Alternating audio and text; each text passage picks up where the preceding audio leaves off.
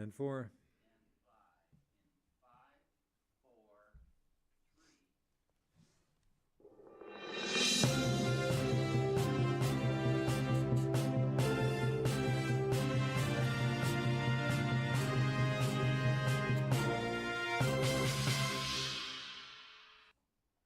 Good day, everyone. Richard Cobrathwaite for Northwest Access TV. Thanks for joining us for another show. Happy to have. Sorry. For some reason we got Ryder Erickson's lower third there. We're going to do that one more time. Take two. That was 2 weeks ago, wasn't it? That was a while ago. Sorry, stand by again.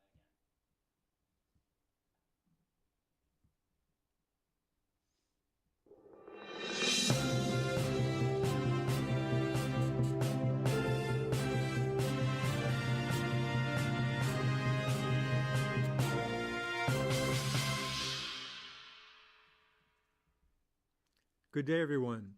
Richard Cobrathwaite for Northwest Access TV. Thanks for joining us for another show, and happy to have a guest today, Jenna Koloski with the Vermont Council on Rural Development. Jenna is the Community and Policy Director. Jenna, good to see you. You too. Thanks for hiking up from, I guess, Chittenden County. Yeah, absolutely. Happy to do it. And you folks are already, we'll let you tell us about the Vermont Council on Rural Development, but you've certainly had a high profile in Franklin County.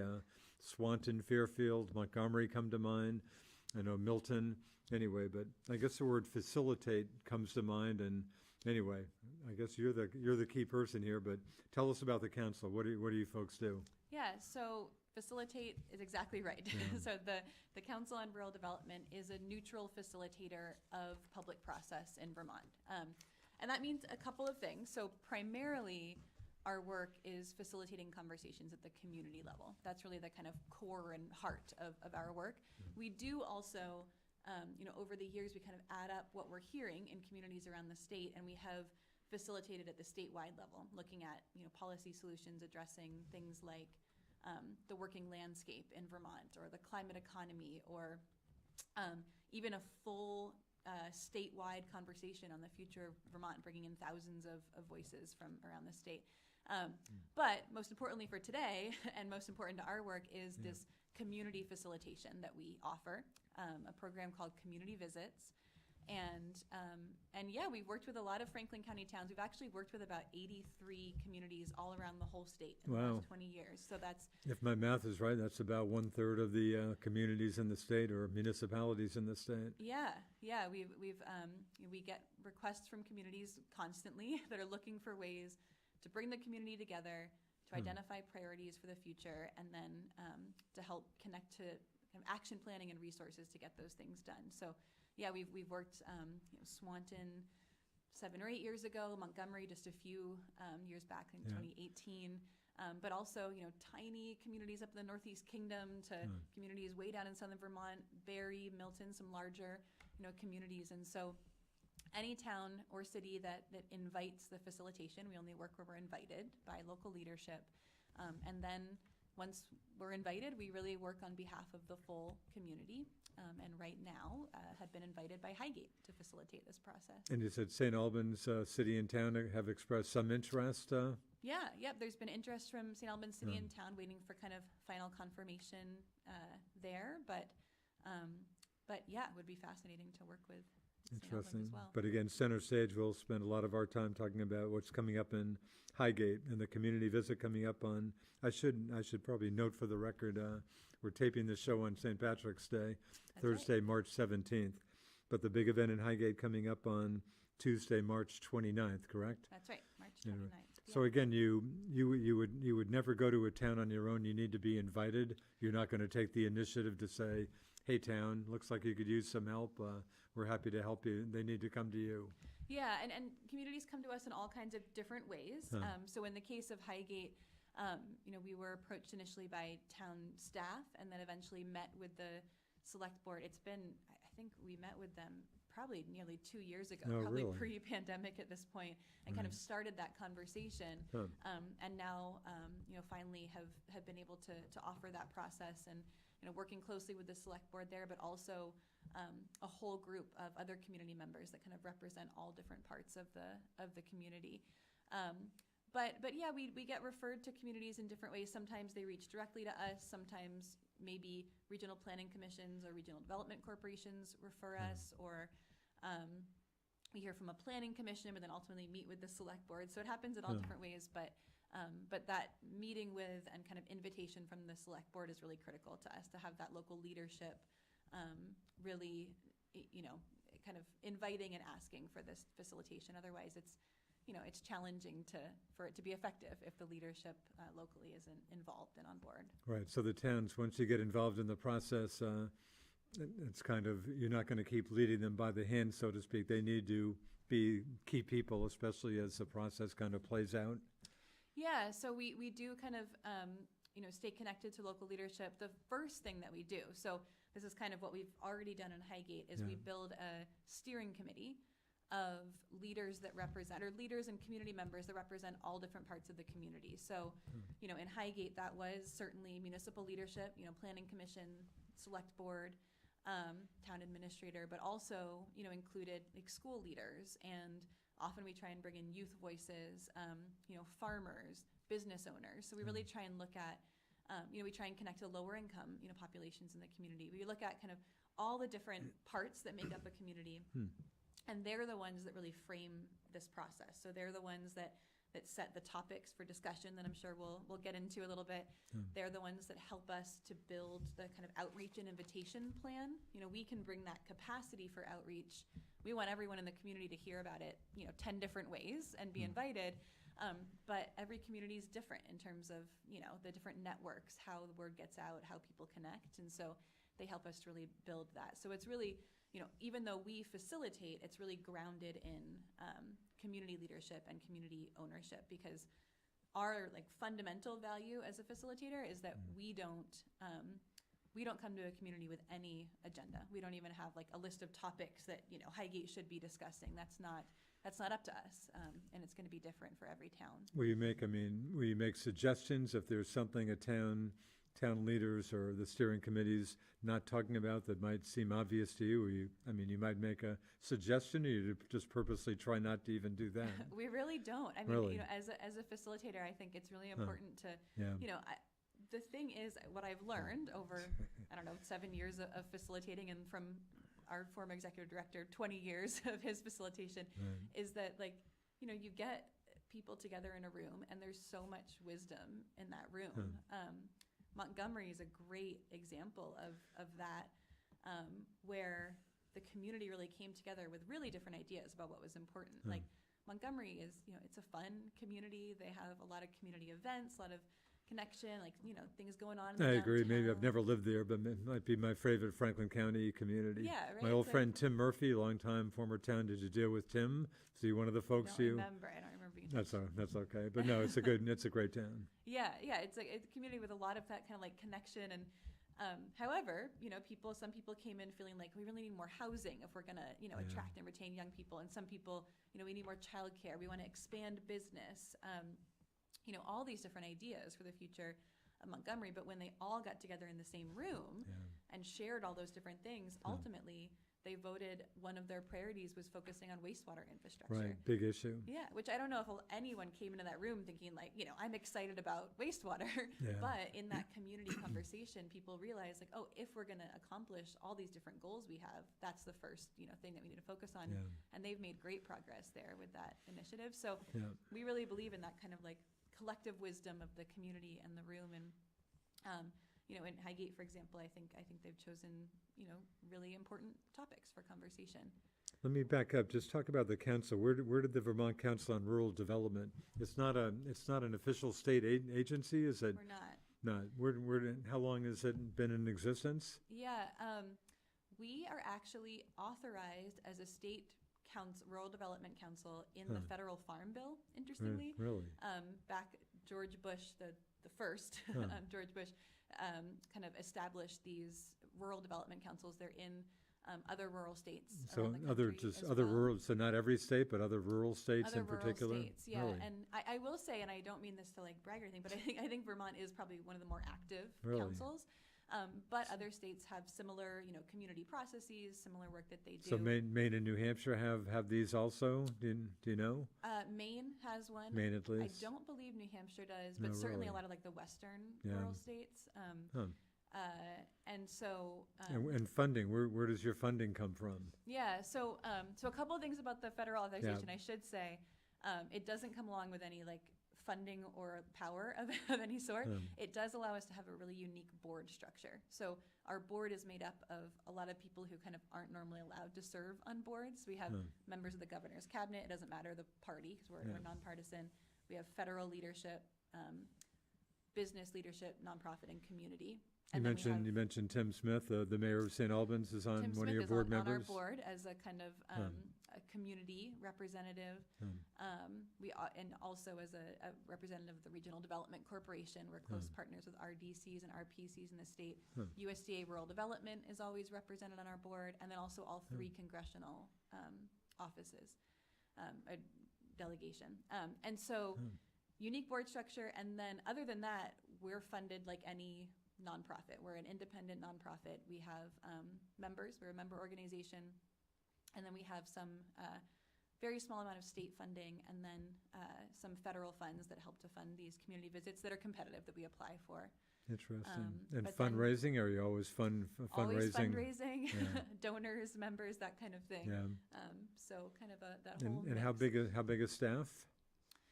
Well, we actually, right now we are 6, going on 7. Really?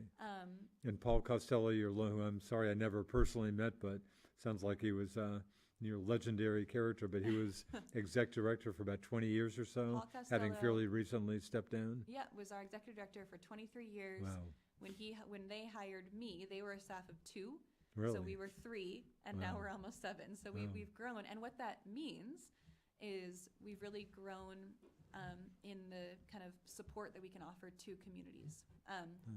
So we now have a team of kind of 3 or 4 of us working on these community visits where we have, skilled facilitators to run the process, but we also now have a full-time staff person who's actually able to provide follow-up support and technical assistance. So, in Highgate, for example, whatever priorities they decide to take on, they will be community-led. We'll identify community chairs, community volunteers will sign up to take them on, but we have the capacity to kind of offer support to those community leaders in the long run, grant writing, connection to resources. We've always made those connections to funding and technical resources, but now we have that kind of in-house ability to help with the logistics and kind of challenging aspects of moving some of those major projects forward. Right. So tell us about Highgate. Again, the community visit coming up on Tuesday, March 29. Tell us at least some of what that's going to entail. Yeah. And I know the free community dinner, I trust, will get a bunch of people out. That'll help, I would hope. Free catered community dinner. Really? You never know what you're going to get with a community dinner. Sometimes it's just, it's simple pasta dinner. We've had some towns do pizza, but the select board is sponsoring a full, it's catered by the Phoenix House restaurant. A fine restaurant in Berkshire, a great restaurant. Yeah, the high school jazz band's going to play music. So it's going to be, a fun community dinner. Yeah. But it's also business, so there's 4 forums, and everyone in the community is invited to join this step in the process. So March 29th is the first step that we're inviting the community to share their ideas, and it really is, it's kind of like a big town-wide brainstorming event. So we think of it as like the wide end of the funnel, that we're moving towards priorities, but not on March 29th. This is all about just like what's working, what are the challenges, and then importantly, and where we spend most of our time, what are your ideas for the future of the community? So we facilitate the forums. The topic, so there's 2 forums you can choose from at 4:30, and that's either healthy and safe community at the elementary school or youth education and career training at the sports arena across from the school there. And then the dinner's at the school. And then at 7, after dinner, you can either choose from community fun, recreation, pride, tourism, and quality of life, or economic development, ag viability, and infrastructure. So those are the kind of 4 topics. You have 2 choices. And then we are offering just, something that we've added into the process in the last 2 years because it's essential, but also we've found it makes it more accessible to offer a Zoom forum as well. So an alternative at 7 p.m. is that folks can even just join from home. Can they not do that during the first sessions? Yeah, so the forum, unfortunately, it doesn't kind of zoom into the room where we're Okay. going to have the in-person. It's a separate forum, and it's kind of just a more broad topic on Okay. what's working, challenges for the future of Highgate. So it's one option. I wish we could broadcast all 4 of the forums, but Yeah. this is just another way to engage. There's also surveys, print surveys at the town office and the library that people can fill out to share ideas, and a website where there's an online form for surveys too. So, and we're also holding a youth forum at the high school. So all these different ways Wow. to just collect ideas, and that'll be the March 29th kind of goal is idea collection and brainstorming. And then there'll be 2 more meetings. So in April, we'll come back together on April 26th, I believe. And that's where the priorities will actually be set. So we'll do kind of a consolidation of all these ideas that are shared. You can imagine healthy and safe community and youth education and career training. There's ideas that are going to come up that are going to connect to each other. And so we kind of piece those together. We bring them back and put them all up on the wall, probably at the school gym. I'm not sure where we'll be yet, but that's usually what works well because you can put the ideas all up on the wall, and the community goes through a process to vote on priorities.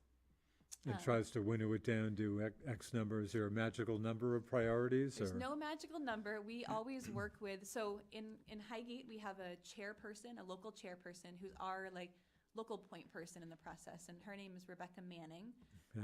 She's a dairy farmer in the community and very involved in the community. And so we would kind of work with Rebecca to say, what do you think's the right number? In a community this size, I'd say it's usually 3 or 4 priorities. I remember in Swanton's a little bigger. I think they had 4 or 5 priorities that they chose. Montgomery had 3.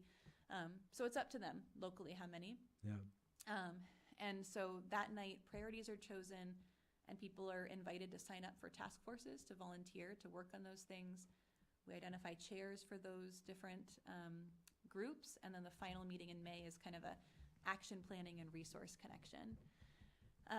You folks don't disappear after that, but you kind of had a more reduced role as this goes on into the future, but are still available to facilitate and consult? Yeah, that's exactly right. So, even though we step back in terms of the hands-on facilitation, we consider ourselves like a resource and referral, group. We help with kind of technical assistance and coaching and support. We provide some training if the chairs are, new, and that's always a win, right? To me, I feel that a process has been successful when we have chairs that lead these new groups that have never led a group before, because we all know in all, communities this size, you have those 10 people that serve on every board, in town, and to bring in new, younger leadership is really exciting. So we provide some training, and we also have this, this staffer who can kind of help with grant writing, technical assistance support.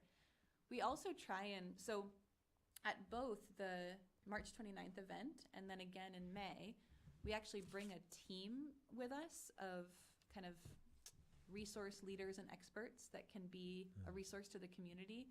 On March 29th, it tends to be we look at these 4 topics: healthy and safe community, youth education, community fun, economic development.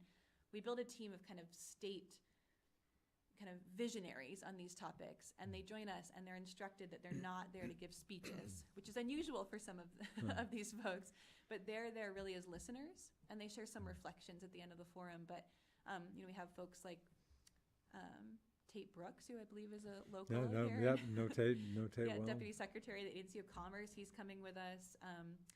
Leaders in USDA Rural Development, Tim Smith from the Regional Development Corporation, Catherine Dimitruk from the Regional Planning Commission, Vermont Community Foundation, folks that with kind of big picture sense of what's going on in the region and state with these issues. At the final meeting, we bring another team with us, but it's a little different this time. This time we look at, what are the 3 things that, 3 or 4, whatever the number is, that the community is going to be working on. and we bring folks who can actually provide like a little more direct kind of technical assistance and resource connection. So who are the people that potentially have funding that they could bring to these priorities, technical assistance and support, and also like other community leaders who've accomplished these things in their own towns. And we bring those folks to kind of share advice, share resources, that kind of thing. And sometimes I really love when you end up with people in that role who can kind of provide ongoing support. Oftentimes, like the Regional Development Corporation, regional planning commissions can do that, but also other partner organizations that can support. So that's our goal, is to kind of leave Highgate with priorities that the community has identified. Hopefully, new volunteers, new energy behind those priorities, but then also those connections to resources to, make these things possible. So again, after kind of step 3, the May meeting, but you folks, obviously you're always there. You don't totally disappear, but at that point, it's pretty much up to the community to consult with you if they're still looking for some help from you guys. It would be pretty much up to them to stay in touch with you. Kind of. It's a mix. We definitely are there for the community to reach out to. Alyssa, who's our full-time staffer who does follow-up, she will also sometimes reach out and say, like, hey, is there anything we need or that you need that we can help with? And we actually also, and Highgate may be if we do another one, they may be in the kind of next cohort, but we've also recently started a new kind of pilot where we're actually bringing together all of the task force chairs from the last 5 communities we've worked with and doing a kind of like leadership cohort where we're offering some support and training for them in that role. So some of them have been doing it for a year. Some, like the Milton chairs, will have just started because we just wrapped up there. And so a chance for those chairs to, because even though they're all working on different projects, it's that same role of like galvanizing community volunteers, connection to resources, moving projects forward. So our hope is that we'll continue to do work like that to provide that follow-up support where these community leaders have stepped up and kind of put themselves on the line, for their community in a way. Reaching New Heights, is that the official?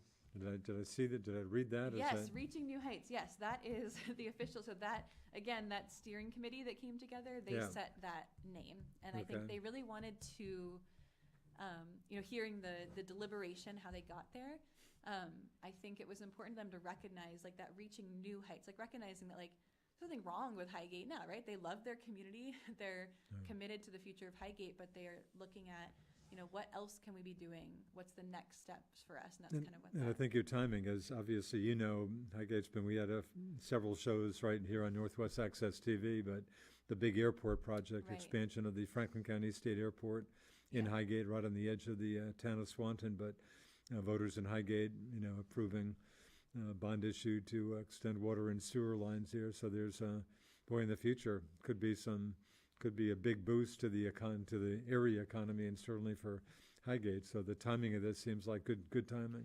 Yeah, I think that may be partly behind Highgate reaching out to us. I've certainly heard a lot about that. I'm sure it's going to come up in the forum conversations. And it's not unusual that we, sometimes we hear from communities in crisis, right? Like we worked with Vernon after the nuclear power plant shut down, and we worked with Pulteney after Green Mountain College closed. And so sometimes it's that, but more often I would say we hear from communities that are kind of at this like moment Interesting. of, like what's next? We've got these projects going on, but are there other things we should be thinking about and connecting? And so it kind of feels like there's elements of that here. Interesting. Taking Fairfield, another one of the Franklin County towns you folks were involved with, was there any particular thing they were interested in when they kind of got together with you? Was there any particular? Fairfield was before my time at okay. So I'm not sure. Montgomery and Swanton I was involved in, but I wasn't. In fact, I interview Swanton folks periodically, and certainly the Swanton Enhancement Project, but certainly the task forces are still in place, and it sounds like there's still been some good carryover after your visit years ago. Swanton was a wonderful process, and Molly and Hank Lambert were the chairs of that process. Well, I talk about a couple of outstanding folks. We actually gave them both community leadership awards. That's nice. I'm sure years very ago. deserving. Yeah, absolutely. Interesting. For the pandemic, Jenna, that must have, that make things, again, we're exactly 2 years into this kind of at this point, so that made it, I would think, a lot harder, or had to kind of change your game plan in terms of dealing with communities. Was that pretty tough 2 years for you? Yeah, it's been an interesting couple of years for community engagement, for sure. You know, like I said, we actually heard from Highgate before the pandemic. We had actually a long list of communities: Barrie, Bradford, Milton. Those were all communities that we had kind of committed to before. And actually, Barrie, we had started. We had actually already had the steering committee. We were ready to launch forums, and then those were planned for early April 2020. And of course, we had to make the call to you know, shut those down. And however, you know, community engagement didn't go away. The need for engagement didn't end. Yeah. We took a little pause where we were working with communities on kind of response and recovery efforts. You know, a lot of kind of community groups emerged that were working on supporting their own, you know, towns through the kind of early days of the pandemic. But as that kind of waned a little bit, we did go back to community visits. We actually did 2, Londonderry and Mendon, fully virtually. So we developed some skills with the kind of virtual facilitation platform, and they were, you know, I don't want to go back to doing them fully virtually, but they worked. You know, we still. And that might have brought in some people who otherwise might not have shown up for like a public meeting, possibly. I think it did. You know, I mean, as a parent of young kids myself, like it's hard to get out in the evening, and I saw a lot of parents, you know, were like cradling babies while they were on the forum, or kind of getting on after bedtime or whatever. And I think it does allow. You know, there's accessibility challenges for some people, transportation challenges. So yeah, we did those fully virtually, and then starting with Bradford was our first community back, where we started to do kind of hybrid processes. So you know, we offered, just like in Highgate, offer a Zoom option, but also in person, and that's gone well. You know, I mean, I think you know, I hope that we see more and more people kind of able to engage as hopefully things shift in a more positive direction from the pandemic. I think that has, you know, people are busy and preoccupied and have a lot going on in their lives. However, we've still seen that like drive in communities to find what's next, to you know, get things done, and we're continuing to see communities accomplish really exciting projects coming out of these. So you know, we've adapted and added some new features to the process, but it goes on. How many towns, cities are you involved with at any one time? Or it sounds like maybe everybody you've ever dealt with, but kind of on the front lines, or in the first 1, 2, or 3 steps. Yeah, we're only really working with one community at a time. We really devote kind of all our resources. There's some overlap. We're actually next month starting in Brownington as well, up in the Northeast Kingdom. But really we try and focus, you know, you know, a lot of the process is all about the outreach. And, you know, we're often asked to come and speak about, you know, because typically, you know, we usually engage about, in this community this size, 150, 200 people, you know, engaging in the process. And, you know, often we get questions from the town, like, we can't even get 50 people at town meeting day or whatever. And I get it. It's hard to get people out to events. What we have is a full-time, you know, 2 full-time staffers dedicated to outreach efforts. Because so when we're asked to talk about outreach and strategy, people want to know, like, what's the secret? Like, what's the silver bullet to getting people to show up? And unfortunately, it's just time. It's knocking on doors. It's making phone calls. It's, you know, getting a flyer home with every kid in the school, every person that comes in the library, whatever it is. And so that's what we can kind of bring. Down to a little under 2 minutes. So for Highgate residents, can they just show up at these events, or should they kind of register ahead of time? No, they can just show up. Then again, Tuesday, March 29th is a key date in the evening, basically. Yep, Tuesday, March 29th, 4:30 is when those first forums start at the elementary school in the sports arena. Community dinners at 6 with music and catering. 7 are those last 2 forums, and then there's the Zoom at 7 as an option to participate. I So don't know- just so people can literally just show up for those. Yeah, they can show up, and there's all these details are on, there's a Highgate Reaching New Heights website that's fully dedicated to this. Maybe we can pull it up on the screen or something, but it's bit.ly/HighgateVT. And so on that website is all these details and the Zoom links in order to access the Zoom.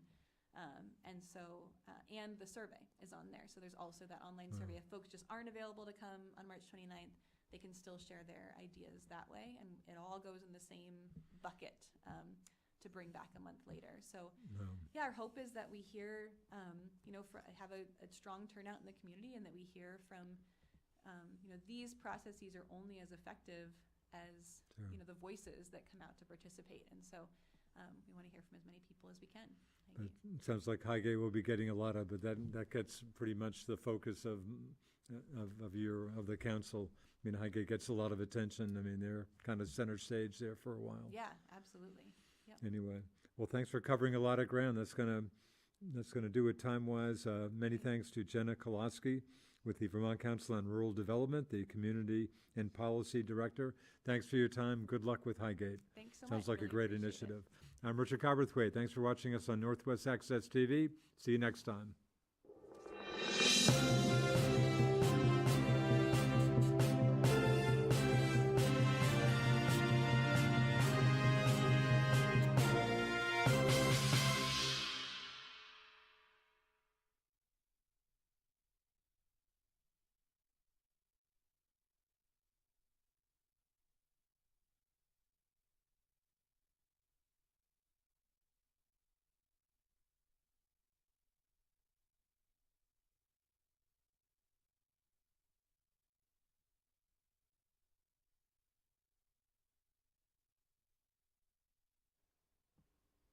Jenna, can you hear me?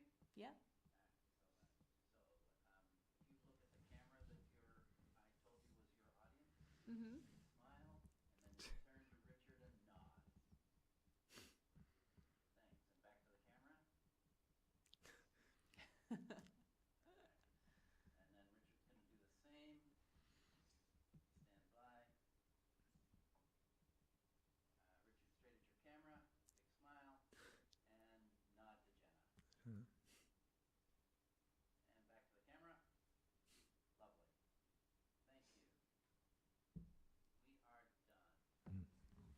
Great. Jenna, thanks a lot. Yeah. There's still some momentum, but yeah, as I hardly have to tell you, got all these folks who just kill for some younger blood and just new people, obviously. Yeah, I'm seeing in Highgate, I hope, I've been seeing on the Facebook Yeah. page a lot of kind of younger looking faces. Well, on that'd be there. great. So Yeah. that's what I always hope. But it is, like